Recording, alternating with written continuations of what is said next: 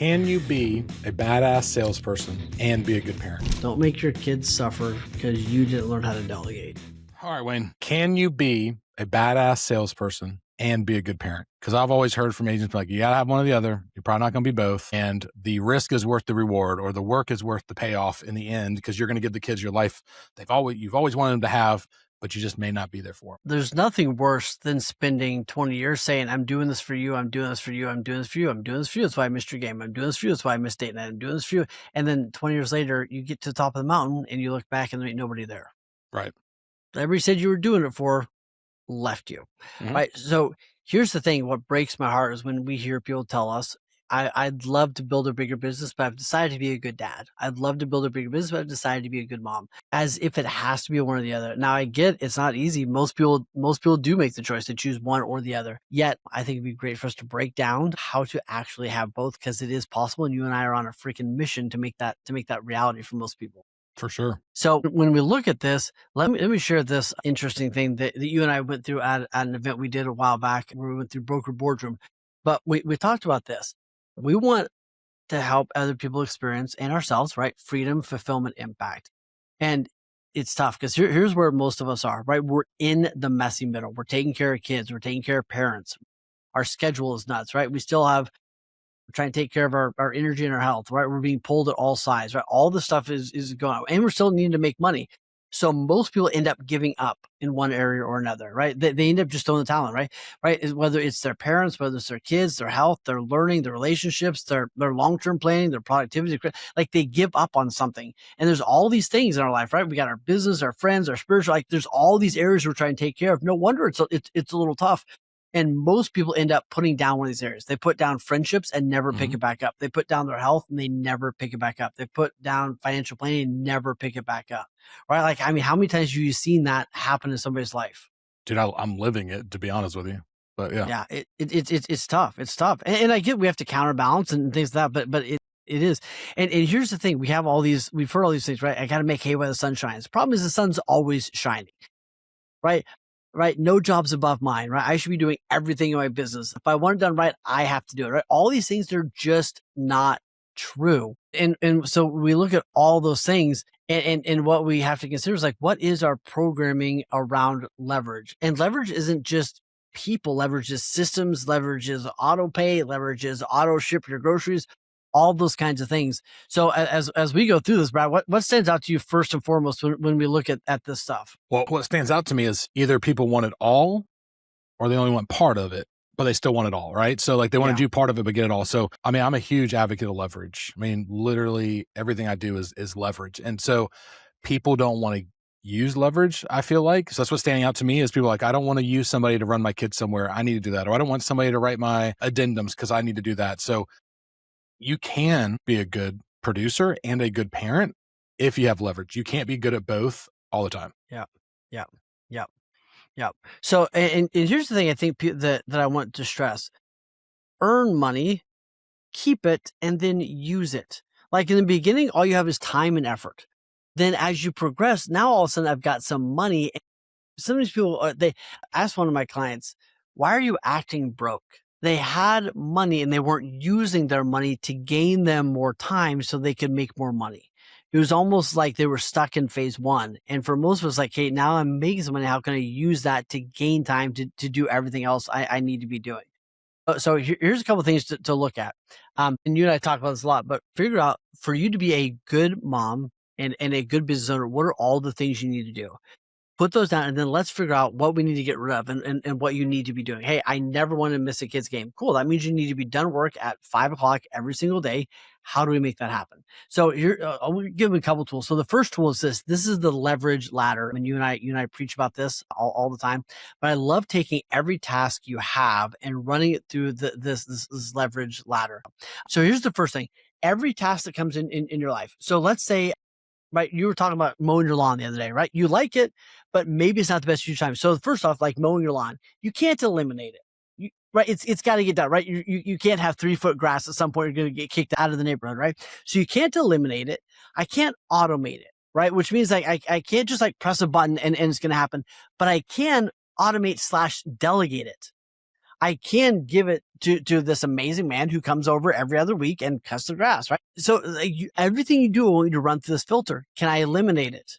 Some things you just need to stop doing. Can I automate it? I can automate groceries.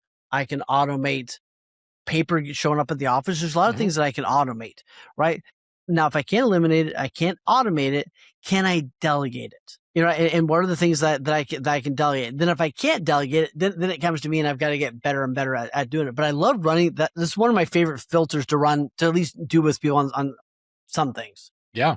No, 100%. And that's the part that people don't, because that one slide, it said, if I want it done right, I got to do it myself. And that is the one biggest flaw I see most people have, because I do. And it also said, I'm a control freak. Yes, you are absolutely a control freak. That is why you're successful, because you care. You care if the lockbox is out. You care if the flyers are printed correctly. You care. But here's the thing. Other people care too. You just may have not met them yet, or you haven't had the conversation with them to make sure that they care.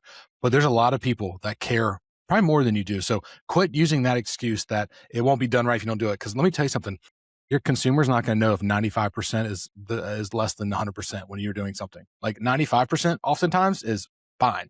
And done is done. Sometimes it's just better to be done than not do it at all, or do it yourself.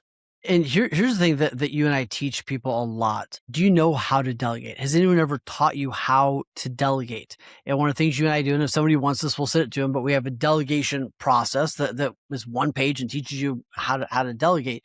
Because most people think, I don't trust people. I'm just a control freak. Like, no, you have standards. You want things done right. That's okay. And in the past, you've delegated like you're throwing a hot potato at somebody, right? You're like, I don't want to do this anymore. And you just throw it at them. And then they screw it up. And then you're like, oh, I'm just a control freak. No, you are just a terrible delegator, right? Great delegation is like, and I'll give the brief, right? But like, it's you watch me do it, right? Then I teach you and we do it together. And then I watch you do it. Right. And then maybe someday you teach somebody else how to do it. Right. But delegation is like handing something off slowly, making sure the person understands what to do, and then stepping away. And I think most people delegate way too quickly, or they just do a really terrible job because nobody else taught them how to delegate.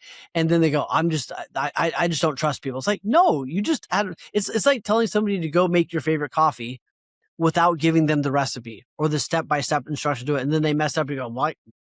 I can't ever do that again. It's like, no, you go to Starbucks in one part of the country and the other part of the country because you know you're going to get the same drink, right? Because it's the same person. There's a process. There's two things I like to delegate because I do that quite often. One is if you're a creative type and you're working on something like that, the 10-80-10. So obviously you're going to hire somebody or work with somebody that you know is creative to help you with this project, first of all. So it may be a hiring problem to begin with, but not all of them are hiring problems. But 10, right? So you sit down, you do the first 10%, you kind of map it out. Like, let's say I'm working on a website design right now for a project we're doing. I went in and you either draw it out by hand and say, hey, I want the first one, hero image. The second one, I want to talk about this. It's a stick figure. I give it to Chris, our very talented funnel builder, media buyer, and he went and built it out. And then when he thinks he's done, I'm going to go back for the last 10% and tweak. Hey, I don't like that color. Absolutely. That font's a little off, right? So I think that's it. Another one, and Wayne, you might have told me this, but it sounds really smart, so I don't think you did. I think you actually did. It was like, when I was first working with some of my staff, it was like, if we have a meeting and I've asked you to do something, you're not allowed to leave this room until you understand. So don't leave this room if you're not clear, because I may not have been clear. I may be a horrible delegator. So at least I told them, do not leave. If you leave, I'm assuming you know what I'm thinking. Like, I'm assuming that. So if not, sit down and be like, bro, keep going. What's the next color? Like, what are we talking about here? Dude, one of my favorite questions, this question is worth gold. And we teach this when we teach delegation. It's on the worksheet if anybody wants it. One of my favorite questions is, what did you hear me say? I just gave you the task, right? I just gave you a job. Like, what did you hear me say? Because it's amazing how many times I'll ask that question and they give me something back and I'm like, oh God, like that's not what I think I said, right? Maybe the word. So either I did a terrible job getting it out, you did a terrible job listening. Who knows? But like, thank God you didn't leave. Like you said, thank God you didn't leave the room thinking that and then spent 2 weeks on it because we're on the same page. I love asking that question. What did you hear me say? I heard you say you want this kind of website with this, like, beautiful, right? But I love that question. Your understanding, right? As you're doing this. And one of these great tools, I'm going to let you walk everybody through it because you're the one that created this. But this is a great tool. When you look at, here it is, right? This case study, right? And there's a couple slides here, but I'll let you everybody the cliff notes. Yeah. I mean, pretty much if you want to make more money, you got to stop doing the lower end work. And again, at the beginning, this is also a flaw with a lot of new agents. They automatically think they're above a lot of stuff. So it's a it's a, you just started out. So yes, you are scrubbing the toilets, restocking the toilet paper, and showing houses. Like you are. You're staging the house and you're taking the photos if you're good at it. But then if you want to actually roll your money up, you have to let go of some of that stuff. Not that you're better than the person that is now doing it. You have, like I usually use your term, you've earned the right to move on. And if you're doing that, and you know, it's funny because you said this to me one time, or we had this in a conversation, maybe E4, E5. And it was like, if you are a CEO of a company making $300,000 a year and you're taking the trash out, your board should fire you. Not that you're not worth it. I mean, but they are paying you a large sum of money to do not a large sum task. And you should be using your times and talents to use what they're good for. And that is dealing with clients, dealing with negotiations, not dealing with the minutia once you get to that level. So anyways, I think that's part of it, right? Well, and another piece down here is like, choose how to invest the time you won back. Meaning, I think most people get like, they hire their first assistant. They're like, oh, cool. Now I have all this time back. It's like, no. Now you get to reallocate that time to go do income producing activity. You don't just get to now go on vacations, right? The vacations would come, but step one, you don't really get any time back in the beginning, right? Your time is like, now I got to train them. Now I got to go reinvest the time, right? You're still 2 or 3 steps away from freedom. You're on the path, but you're not there yet. You got to go through it. And I love this slide that you came up with, right? That talks about, do the task audit, see what you can eliminate, come up with some scorecards. Get with Brad, follow this 90-day leverage sprint, and you will be amazed at the life you get back by going through this. And I want to be clear with this too. Like, I mean, I know it says like audit, eliminate, automate, and there's another version as well that if you read Buy Back My Time, and this really helped me because oftentimes we're doing things that don't bring us joy, right? Like they just don't. I actually enjoy shooting houses, shooting, photos. I do. I enjoy it. And shooting them sometimes. Maybe I'm shooting at houses. I was like, you know what? Everybody does. You do your renovations how you do them. You know what I mean? No judgment. No judgment. But my point is, it lets you walk through, and I'm looking at my board, production makes lots of money, lights me up. This is after you go through the 15-minute audit. This is after you go through and write down all the things. And then you have the investment part, which is makes me little money, but lights me up. So as long as you're aware of that, like, hey, I love this. I'm not willing to give this up. Cool. Then you need to go to replacement, which is makes me money, but drains my energy. No, it is just start there. Yeah. Right. Yes. Yeah. And then delegation, right? Makes me little money, drains my energy. Right. So, you see the hierarchy, right? Like it doesn't make me money and it doesn't make me happy. How can we get rid of that? The next one is it makes money, but dude, y'all have had those days. You've worked your ass off and you're like, I am exhausted. Because you were doing what's not for you. If you're creative and you're out there trying to do CMAs all day, it's not going to be you, but it makes you money. So how necessarily can you automate that? And then of course the makes little money, like that's what we're doing right now. I enjoy this. I love this. It doesn't make us a lot of money. It's a passion project, right? Yes. But it doesn't get in the way of the stuff that lights me up and makes me money. Like we can't do as much of this as we do the other stuff because now we're losing. So I think it's people just don't understand what they're doing and when they're doing it because they're just flying by the seat of their pants. So and I think that you become a good person. It is like if you want to be a great parent and a great business owner, all the things have to get done. You just don't have to do all the things, right? Yes. So like laundry's got to get done. Maybe it's just not you that needs to do it. Trash needs to go out. Maybe it's just not you, right? So on the personal front, like look at house manager, look at someone to help, drive people, whatever those is. And then on the work one, just because I have the slide, on the work front, here's probably your first hire. Your first hire is probably a coach or to get in, E4, E5 to create awareness around what you need to do, right? People say, who's my first hire? And I'm like, your first hire is a coach to make sure you don't screw up your first hire. Yes. Then it's probably an executive assistant that's helping with email, calendar, scheduling, follow-up, all those things. And then maybe it's a social media or a marketing virtual assistant to help you get those things done. So it's different for everybody, but this is some of the first hires that most people need to make. And if you need help with that, we got job descriptions, we got all the stuff laid out that you should be doing. But I think it's great. You can have a great business and be a great parent. Yeah, I can't stress enough. And I know people think it's a sales pitch but coaches, right? The right ones. So just because somebody did 10 deals their first year of business and now they're a coach, that is not what I'm talking about. Like vet your people, talk to Wayne legitimately. But guys, you're trying to figure something else. If you don't have a coach, you're trying to figure out an industry that you have no clue about because you were a criminology major like me and got into real estate sales, and all of a sudden I'll figure it out. Bullshit. What you're going to figure out is how not to do it, how to waste your time, how to burn both ends of the candle, right?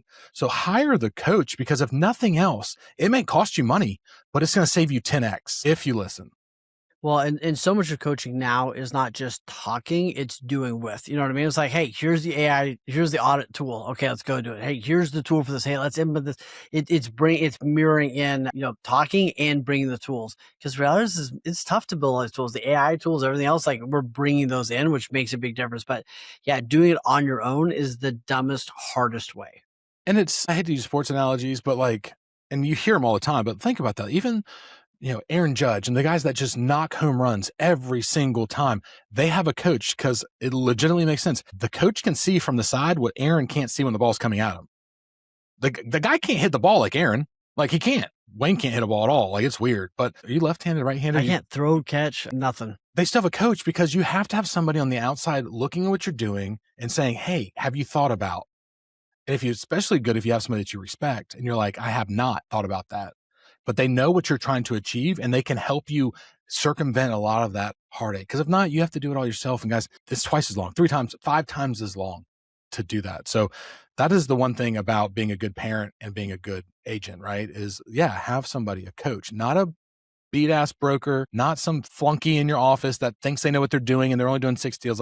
Stop it, pay the money, get some real coaching. Well, and I mean, I'm thinking about Tyler, who I was talking to the other day, and he goes, it's almost getting weird. He's like, I don't know what I'm supposed to do now. Right. And he was joking, but he's got, for years we said, hey, you need some help. He finally got some help he needs. He's got a virtual assistant, some other things.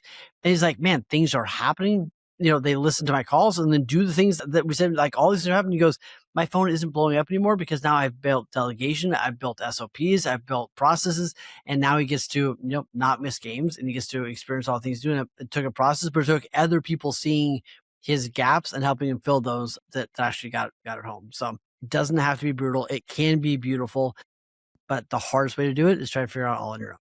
Yeah. So get some help, use leverage. You can be both if you want to be both. The only thing I'm going to end this with is be real with yourself. You don't have to be good at both. You should be good at it. That should be your goal. But you don't have to be the rock star also right now if you don't want to be. It might not be that phase of your life where you're going to pare back a little bit and be okay with half the deals you're doing. But if you're going to try to be good at both, don't make one suffer. Don't make your kids suffer because you're not willing to get help to do something else. Oof. Don't make your kids suffer because you didn't learn how to delegate. Don't make your kids suffer because you didn't do a time on it. Don't make yourself, that's awesome. Hey, real quick, if you're liking this content, imagine having a full day immersed with people that are on this, like us, that are learning from each other. Man, we do these kind of events, these intensive, a couple times a year, and if you know that you are the smartest person in the room and you need to get in some other rooms, this is the place to be, right? So apply, send us a message right now, we'll send you the application link, and see if you are the right fit to be in one of the rooms.